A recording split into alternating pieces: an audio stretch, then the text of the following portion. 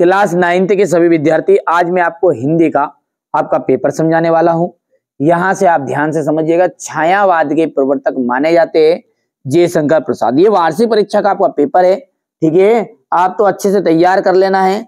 मैं आपको 4 paper provide कराने वाला हूं। सेट बी है, सेट सी है और एक और पेपर रहेगा आपका, जो रहेगा आपका सेट डी के नाम से। इन चारों को आप कंप्लीट करिएगा। चलिए तो अपन इसको अच्छे समझते हैं। पहले तो प्रेम वाटिका के रचनाकार है रसखान। रसात्मकम वाक्यम काव्यम, तो ये हमारे आचार्य विश्वनाथ जी ने परिभाषा बताई थी। गधा आ जाएगा। माता पिता में समास क्या है? द्वंद्व समास है। मृत्यु का तरल दूत कौन था? तेज गति से आता हुआ बाढ़ का पानी। और सोने का घड़ा शराब से भरा हो तो सज्जन उसकी निंदा ही करेंगे। महाकाव्य में जीवन का विस्तृत चित्रण होता है। सूर्य का तद्भव सूरज होगा।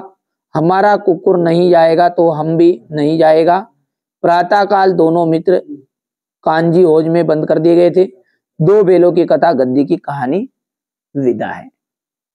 पंचवटी की बात करें तो पंचवटी है आपका खंड काव्य। दो बेलों की कथा, ये क्या है हमारी? यह प्रेमचंद्र जी इनके कथाकार कहानी है, पर यहां पर ये प्रेमचंद्र इनके रचनाकार है।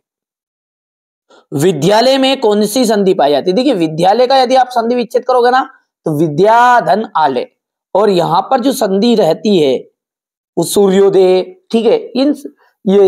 ये आपका विद्यालय है, पुस्तकालय है, इन सब में आपकी जो संधि रहती है वो रहती है दीर्घ संधि। पोतुहू की पहली संतान लड़की पर दादी,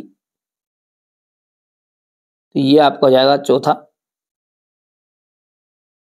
कई अंकों वाली रचना, जिसमें एक से ज्यादा अंक रहता है ना, उसे कहते हैं अपन नाटक। और एक अंक वाली रचना को हम कहते हैं एकांकी। क्या कहते हैं भैया? जिसमें केवल, अच्छा, अंक का मतलब क्या होता है? एपिसोड बोलते हैं ना, बोलते हैं नाटक में। सुना पिछले एपिसोड में आपने ये देखा, चलिए एपिसोड नंबर 2 24 बोलते हैं ना, एपिसोड 1 एपिसोड 2। ये क्या है? आपकी नाटक में एपिसोड चलते हैं, ना कि एकांकी में। एकांकी में केवल एक ही अंक होता है।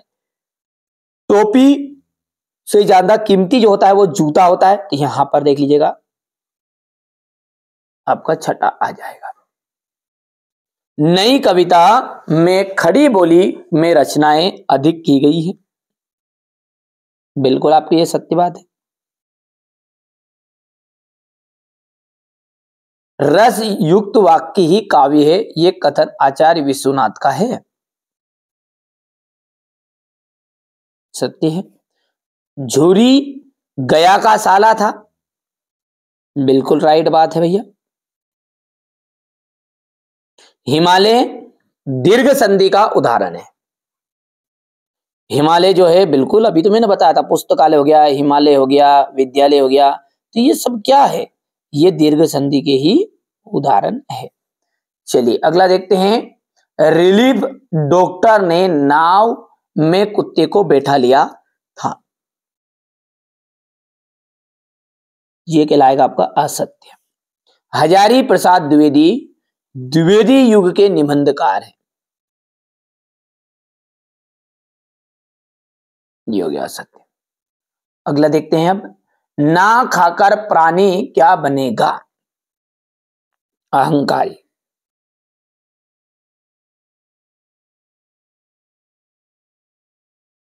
अब कौन सा? अहम नहीं खाएगा तो आदमी अहंकारी ही बनेगा। नायक के वृहद ने क्या होता है? संपूर्ण जीवन का चित्रण किस काव्य में किया जाता है? सब जानते हैं। ऐसा काव्य जिसमें संपूर्ण जीवन का चित्रण होता है उसे हम कहते हैं महाकाव्य।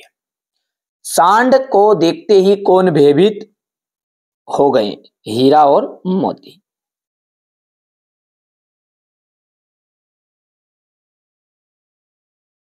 अच्छे से समझिए, कोई जल्दबाजी नहीं है। जो बच्चा अच्छे से नंबर प्राप्त करना चाहता है ना, ध्यान से समझना है। जो चीजें मैं बता रहा हूं उसको आप तो कंप्लीट कर लो, पूरी मेरी गारंटी है। आप तो अच्छी से मेहनत करो, ठीक है। पंचामृत में कौन सा समास है? दिग्गज समाज। जर्नल मिथेया, यहां पर ये जर्नल मिथेया है, का चित्र किसने मंगवाया था लेखिका की बहन रेणु ने।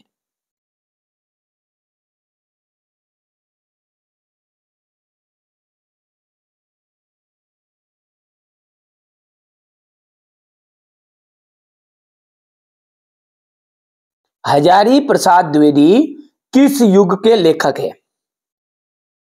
देखिए हजारी प्रसाद द्विवेदी जो है वो छायावाद के लेखक है। हो गया इतना। अब अगला प्रश्न देखते हैं, भक्ति काल को हिंदी साहित्य का स्वर्ण युग क्यों कहते हैं? ये ऐसे क्वेश्चन है ना, ये सारे के सारे क्वेश्चन आपके क्वेश्चन नंबर 6 से लगा के 23 तक अगले वीडियो में आप पूरा सॉल्यूशन इसका देखेंगे। ठीक है, आप यहां पर प्रश्नों को देख लीजिए, जितना आप कवर कर सकते हो कर लो, बाकी मैं जिस तरह ये ऊपर का समझाया ना पूरा वैसे का वैसा नीचे भी समझाऊंगा। चलिए, छायावाद के 2 कवियों के नाम और उनकी एक एक रचना के नाम लिखना है। कबीर ने किस प्रकार ज्ञान को महत्व दिया है? यहां से देखिए क्वेश्चन नंबर 8 हो गया है। मेघ रूपी मेहमान के आने से वातावरण में क्या परिवर्तन हुए? लता ने बादल रूपी मेहमान को किस तरह देखा और क्यों? पाठ्य मुक्तक और गेय मुक्तक में कोई 2 अंतर आपको बताने हैं।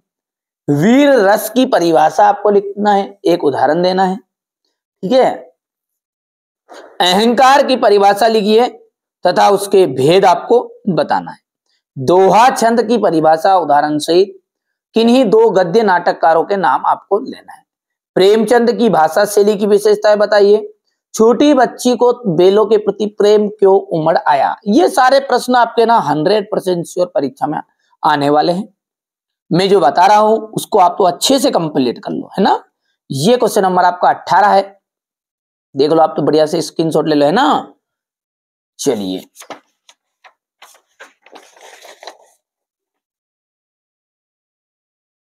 यहां से देखिए ये क्वेश्चन नंबर 19 का थोड़ा है। ये आपका क्वेश्चन नंबर 20 है, 21,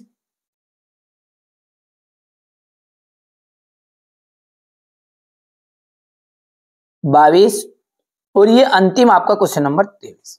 टोटल यहां पर मैं आपको 23 प्रश्न बता रहा हूं और 23 ही प्रश्न में आपका पूरा